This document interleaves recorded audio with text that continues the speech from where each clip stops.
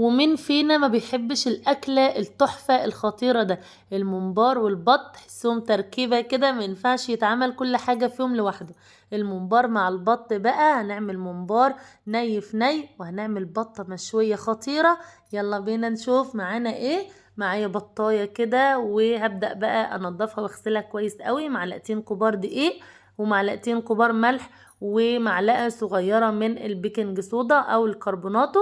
وهبدأ افرك في البطة بتاعتي كده بالنص ليمونة، هتلاقي تطلع معاكم فوران كده، وهتبقى البطة معاكم زي الفل. هشطفها بقى وهغسلها وانقعها شوية، وبعد كده هحط مية على النار وهنزل فيها بالبطة بتاعتي، يا دوب تاخد غلوة كده، ونشيل الريم الزيادة اللي فيها، ونحط عليها البوكيه جرني بتاعنا: بصل، طماطم، جزر، كرفس، توم، ورق لورا، حبهان، قرفة خشب،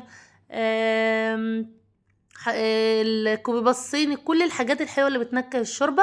وهنسيب البطه تستوي ونطلعها زي ما انتم شايفين كده. ندهنها بمعلقه سمن بلدي، عليها معلقه صلصه جاهزه وملح وفلفل، وادهني البطايه بتاعتك ودخليها الفرن، هتاخدي اجمل بطه. هنا بقى هنعمل الممبار بتاعنا هنعمله ني في ني. بصوا بقى، الممبار ما ينفعش يتعمل غير ني في ني يا بنات. سيبكوا انتوا بقى من التسبيك والكلام ده كله، جربي الممبار ني في ني وهتدعيلي عليه.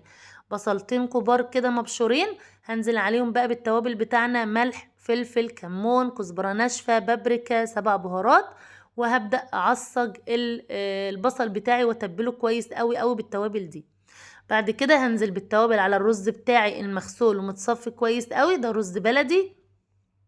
وهنزل ب يعني تقريبا 5 حبات من الطماطم متقطعين سلطة كده صغير. وكمان عندي معلقتين كبار من الطماطم المتسبكة بس بدون اي نقطة زيت. جبت الطماطم ضربتها في الخلاط، حطيتها على النار تتسبك قوي من غير ولا نقطة زيت، ونزلت بيها على المحشي.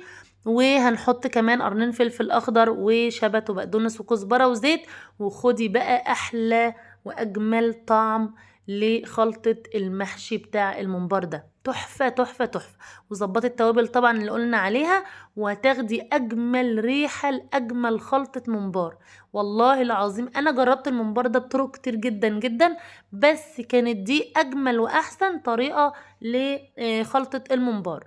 تمام. الممبار بتاعنا بقى مغسول منقوع كويس قوي، متنضف زي الفل. بناخد الممبرايه نفتحها على ايدينا كده ونبدأ نحشيها.